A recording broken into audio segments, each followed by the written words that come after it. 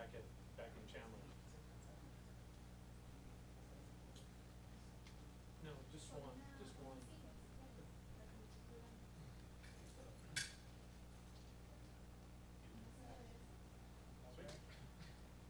Okay, this should start in about 5, 6 minutes. Okay, thanks.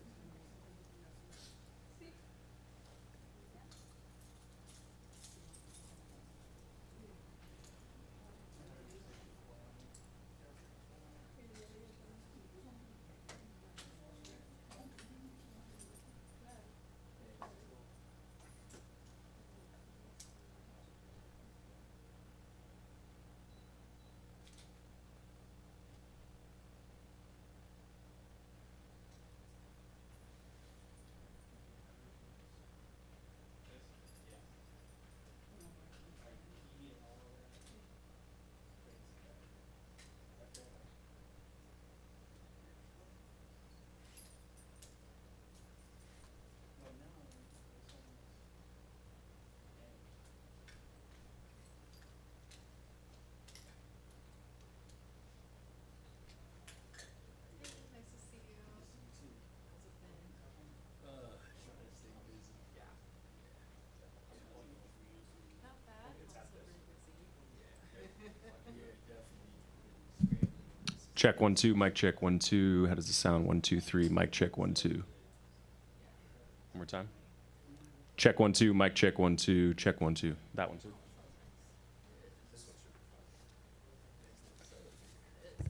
Mic check 1 2, mic check 1 2 3 4.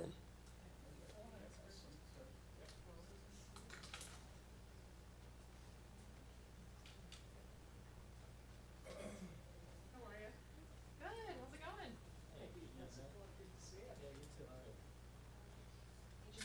Nice to see you. Lauren, Channel 10. Oh, Good to see you. hi. Kumar, young Kevin's out. Nice to see you. Me too. Thank you.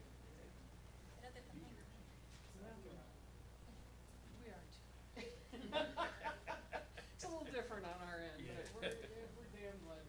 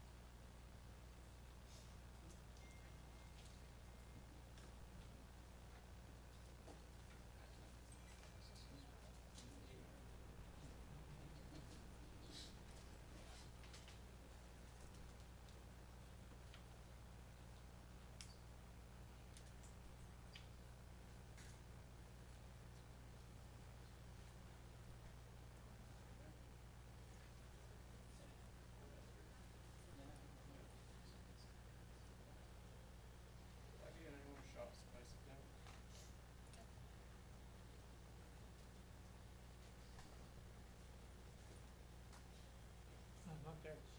Just kidding. You can always try this one right here.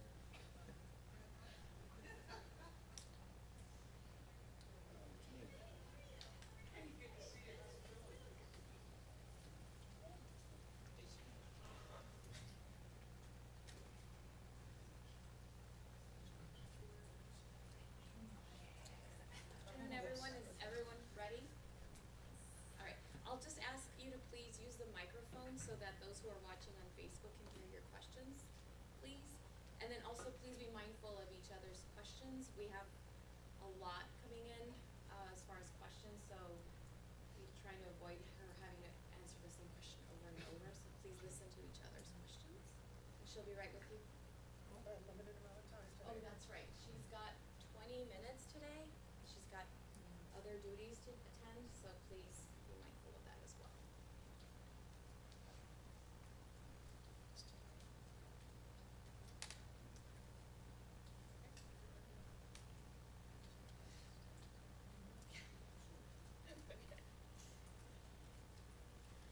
I told them to tell you that if you repeat each other's questions, that I'm a trial attorney and I will object asked and answered, so. All right, well, good afternoon, everybody, and those of you watching online as well. One of the topics that I know is on everybody's mind these days, and has been for a while, is teen violence. So next week, I want to announce that I'm taking part in a forum to tackle this issue. This is one of the things that this office is doing. We're working alongside Chandler Police to put on this free event in the East Valley. And at this event, we're going to discuss what trends we're seeing and how we can work together as a community, because that's what it's going to take to protect our kids. So it is Wednesday, August the 27th, so a week from yesterday, at 6 p.m., should go to about 8 p.m., at the Chandler Public Safety Training Center. And all of this information is going to be posted on MCAO's Facebook and Instagram. So parents, teens, people who work with kids, I hope you'll join us. I have asked representatives from the Preston Lord Foundation to be there. They've agreed to do that. So, please make it a point to cover this, and also if you're watching, to come. So with that, I'm ready to take your questions. Hi, County Attorney. How are you? Hi, good. How are you? I just have a general question. We've obviously covered extensively the Preston Lord situation over the past couple of days. We've extensively covered the awful situation at Maryville High School. There's another incident that your office is prosecuting where a 13-year-old had a firearm used in an alleged robbery in an offer-up situation. Just generally, do you think teens in the Valley are okay? That they're doing okay? No. What we have seen in general teen criminal behavior, and I mean, I've looked at the charts as recently as yesterday, is it was higher, general criminality was higher prior to the pandemic, and it dipped, and now it's on its way back up again, but it's not quite to where it was before the pandemic. But that's not true if you pull out violence statistics. If you look solely at violence statistics, not only across Maricopa County, but Arizona and the nation, you've just seen a steady trend upwards. And it is of great concern to me. Obviously, you mentioned the Maryville High School, the 13-year-old with the gun. We have to get a handle on this. And I think, obviously this forum is just one step toward that. Preston Lord law that we sought passage from the legislature, and of course the governor signed, was another step, but there's a lot more that has to be done. And I think some of that is looking at the juvenile justice system. I fully support that being rehabilitative in nature instead of punitive, but then let's rehabilitate. Let's make it work. Let's do it based on, the modern kid, not a kid of yesteryear. Let's base it on research, and let's get it done, because we're not doing any kindness to them to slap them on the wrist, only to have them go into adult court later on in their life, whether it be as a juvenile or as an adult. I know you may deliver a little bit of this next Wednesday, but is there a message you would give to parents at home who may have teens at home, who may see a little bit of signs of this, that there may be acting out and something that lends itself to potential criminal activity? Is there a message you would give to them?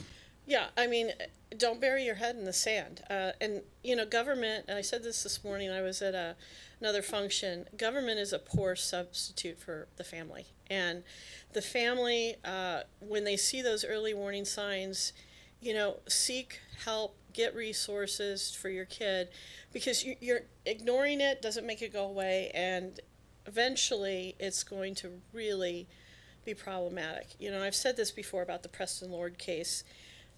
It is an unspeakable tragedy what happened to Preston and what his family is going through. But also, it weighs on me that 7 young men are now indicted. One has pled, but are under indictment for first-degree murder. And I'm not saying that that wasn't appropriate based on what they did, but it is still a tragedy. Thank you. Speaking of the Maryville High School stabbing, can you tell me a little about the decision to charge the suspect as an adult? What factors go into that, and what your thoughts are on it? Yeah, there's a couple of things to look at there. One is when a juvenile is 15 or older, and of course this juvenile that we're looking at was 16, almost 17 years old, there are certain offenses, including murder, that are mandatory direct files. So that's not really a decision, that's the law. But there are other cases that we look at to decide whether this is somebody that should be filed in discretionarily into adult court. And three of the things that I look at for that would be person's age. Obviously, the older. I'm going to look at their juvenile history or criminal history, and then I'm also going to look at the nature of the offense. And so all of those play a factor in that kind of decision, but in this situation, it's the crime itself and his age that made that decision. How do you weigh that against, that you mentioned juvenile justice system, rehabilitating someone, especially younger folks? How do you weigh that in ultimately making the decision? I'll tell you, it weighs heavily because, I understand the impact of it on a young person's life. But again, if we're looking at a very serious offense, I also have to look at what happened to the victim. I have to look at keeping the community safe. And so those are all things that I take into account. Speaking of the Rebecca Baptiste case, obviously there were no charges or cases that came to your office, but I wonder, in your experience dealing with DCS, sort of your thoughts on the case, maybe reforms that DCS needs to make, how your office is looking at things. Yeah, reading and seeing about that case it breaks my heart, as you know. I worked these cases for like 25 years. So I know what this looks like. And it's an outrage.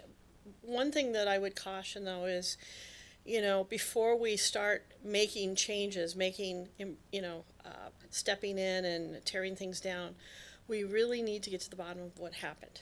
And when I say that, I'm not talking about what happened to Rebecca. I know what happened to Rebecca. Like I said, I know what that looks like. I'm talking about what information came in, who was it given to, what steps did they take. I'm talking a step-by-step analysis of what happened and what the breakdown was here. And it's really only then, once we have that thorough understanding of where the breakdown was, that we can start to fix it. I don't want to start to fix something when I don't know exactly what was broken. Clearly something was broken. Hi there, Rachel. Lauren Clark, Fox 10. Thank you as always for having us here today. We always appreciate it. First question I have in regards to the tragedy that happened at Maryville High. Going through the probable cause report, we see some facts that could cause an inference for premeditation. For example, the suspect sitting where he normally wouldn't sit, right next to the victim. We also saw some witnesses who overheard a plan for this attack.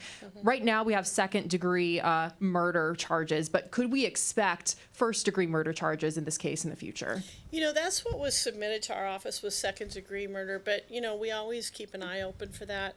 And the things that you point out are absolutely factors that we would look at. But you also have to look at premeditated to do what? To attack or to kill. And so those are just some other factors that we have to take a look at as well. But nothing's off the table. And even after charges are filed and going forward, if new information is developed, we can always go back and take a second look at it as well. Switching gears here to another tragedy that happened to our community with Zariah and Jarrell Davis, the man who's currently facing charges as well. There was a 2007 case that we found that he was also involved with another underage girl. I don't know if you had a chance to look through the file. I know you obviously weren't county attorney at that point, but this ended up in a parole, and we've just had some questions over just why that was the case when we're talking about a young child that was also impregnated. It ended up in, I think it was probation. Yes. Okay. Yes.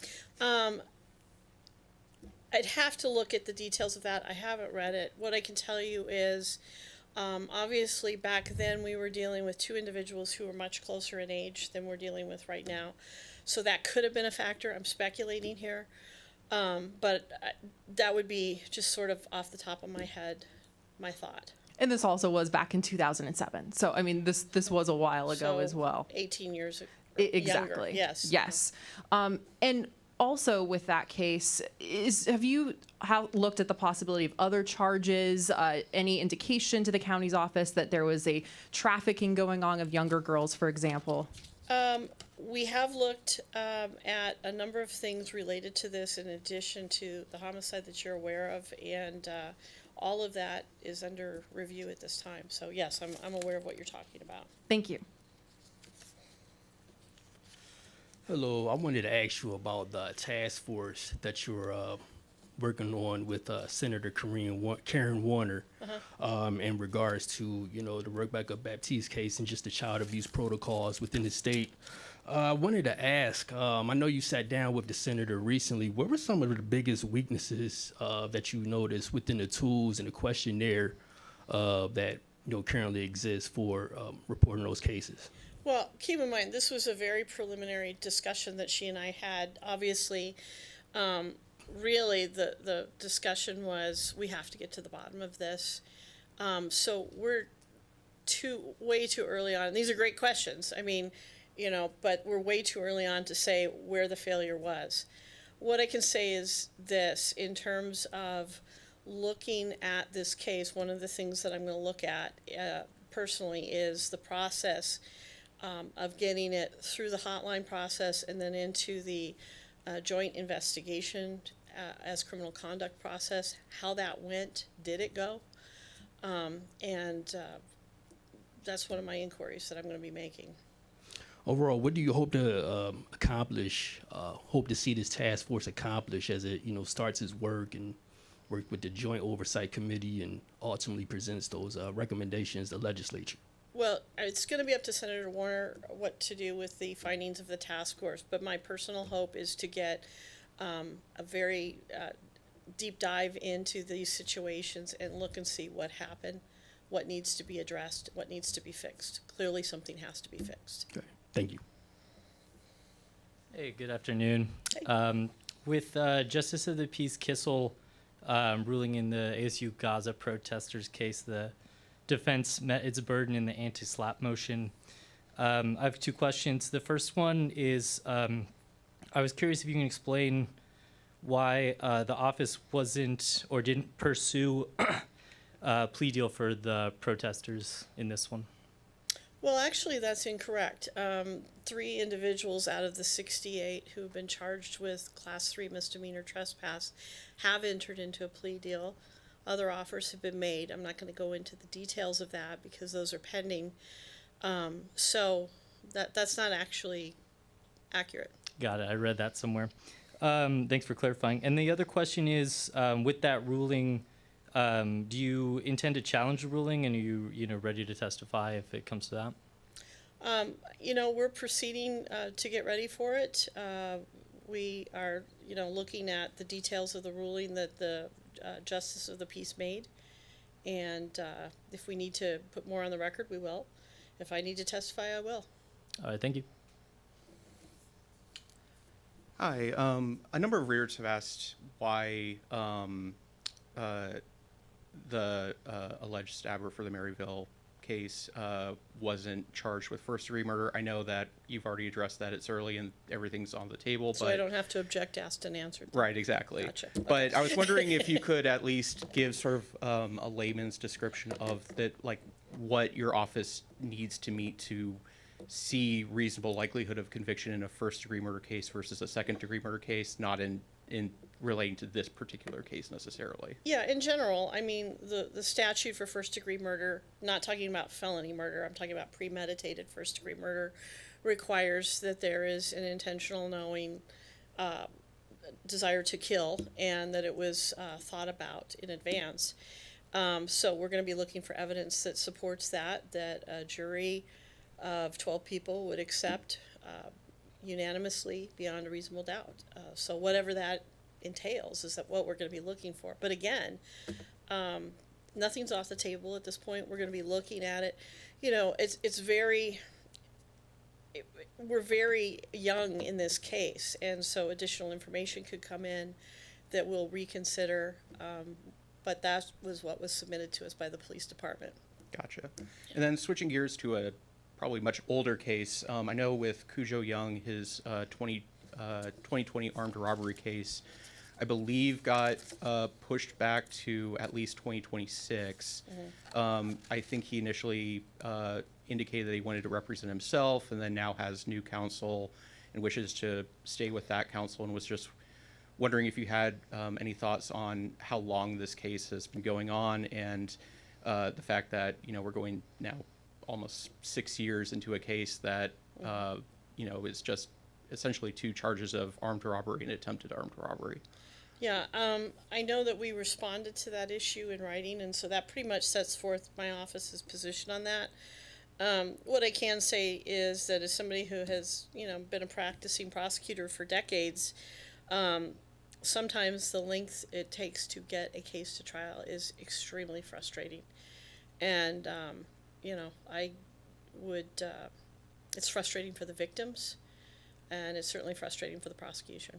And my last question is, I know Pinal County Attorney Brad Miller has offered to investigate Senator Annalise Ortiz over social media posts she made about the locations of ICE agents and warning people to stay away. And that I believe Senate President Warren Pearson has basically referred the case to federal officials, but was just wondering what your thoughts are on potentially investigating someone over tweets like that or social media posts like that, and if you would be interested or willing to make a similar offer to the legislature about that issue. Well, I think Senator Peterson had it exactly right. These are federal agents, and I think a federal agency should investigate if they're going to. My understanding is that that's what's happening. So I think Senator Peterson had the correct venue. And so based on that, no, I don't intend to make a similar offer. Gotcha. Thank you.